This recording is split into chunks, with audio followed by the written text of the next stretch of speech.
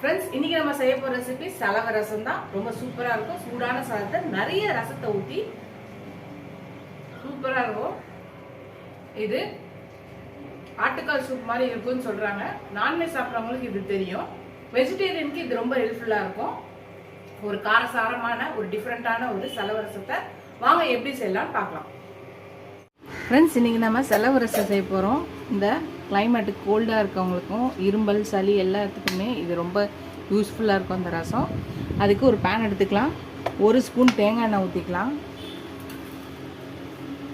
1 spoon மிளகு, 1 spoon சீரகம்,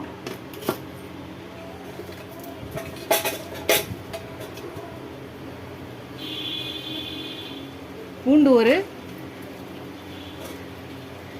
5லேருந்து 7 பல்லு, ஒரு 2 காஞ்ச மிளகாய், 1 ஸ்பூன் தனியா தூள்,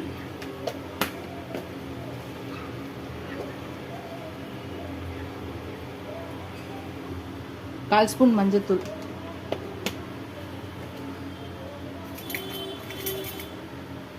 இது எல்லாத்தையும் நல்லா வறுத்துக்கலாம்.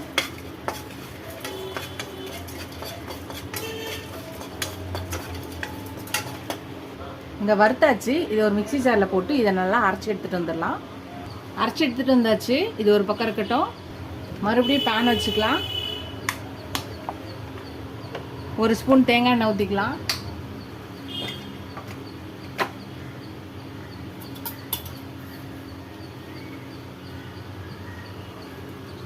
கடுகு ஒரு 1/2 ஸ்பூன் போட்டுக்கலாம். உளுந்து ஒரு 1/4 ஸ்பூன் போட்டுக்கலாம். இது நல்லா வெடிட்டோம். 2 காஞ்ச மிளகாவை கிள்ளி போட்டுக்கலாம். வெடி ஆரம்பிச்சிச்சு. சின்ன வெங்காயம் ஒரு 10 நல்லா தட்டி வச்சிருக்கேன். இதையும் போட்டுக்கலாம்.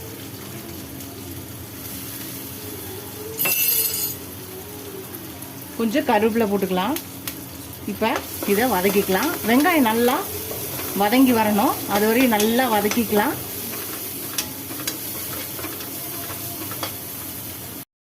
வதங்கிடுச்சு. இப்போ நம்ம அரைச்சி வச்ச இந்த பேஸ்ட்டை ஊற்றிடலாம். ஊற்றிட்டு கொஞ்சம் நம்மளுக்கு எவ்வளோ தண்ணி தேவையோ அந்த அளவுக்கு ஊற்றிக்கலாம். இதுக்கு தேவையான அளவான உப்பு போட்டுக்கலாம். கொஞ்சம் பெருங்காயத்தூள் போட்டுக்கலாம். அவ்வளோதான். இது நல்லா கொதி வந்தோடனே இறக்கிடணும். கொதிச்சிடக்கூடாது. கொதி வந்து நுர தள்ளனோன்னு நிறுத்திக்கணும். அவ்வளோதான். நல்லா நுரக்கட்டி வந்துச்சு. இந்த ஸ்டேஜில் நல்லா பொடியாக நறுக்குன கொத்தமல்லியை போட்டுட்டு நம்ம இறக்கிட வேண்டியதான். ஆஃப் பண்ணிடலாம்.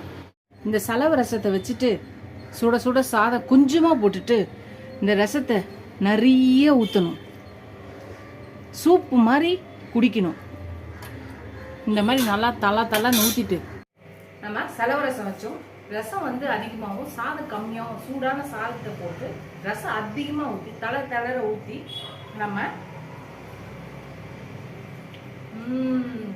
சூப்பராக இருக்குது. இந்த கிளைமேட்டுக்கு காரசாரமான ஒரு ரசம் இருக்குது. சூப்பராக இருக்கும். நீங்களும் அந்த சலவை ரசம் ட்ரை பண்ணுங்கள். இரும்பல் சளி எல்லாருக்கும் நிறைய இந்த கிளைமேட்டில் வரும். ஸோ அவங்க எல்லாருமே கண்டிப்பாக இந்த ரசம் ட்ரை பண்ணி பாருங்கள். சூப்பராக இருக்குது. நீங்களும் இந்த ரெசிபி ட்ரை பண்ணி பார்த்துட்டு எப்படி இருக்குன்னு சொல்லுங்கள். ஃபர்ஸ்ட் டைம் இந்த சேனலுக்கு சப்ஸ்கிரைப் பண்ணிட்டு பாருங்கள். ஃபுல் வீடியோ பாருங்கள். இதுவரை சப்ஸ்கிரைப் பண்ண எல்லா ஃப்ரெண்ட்ஸ்க்கும் தேங்க்ஸ். எனக்கு இந்த சேனலுக்கு சப்போர்ட் பண்ணி நினைக்கிறேன். இதோட அடுத்த ரெசிபியில் பார்க்கலாம். டாடா பாபா ஃப்ரெண்ட்ஸ்.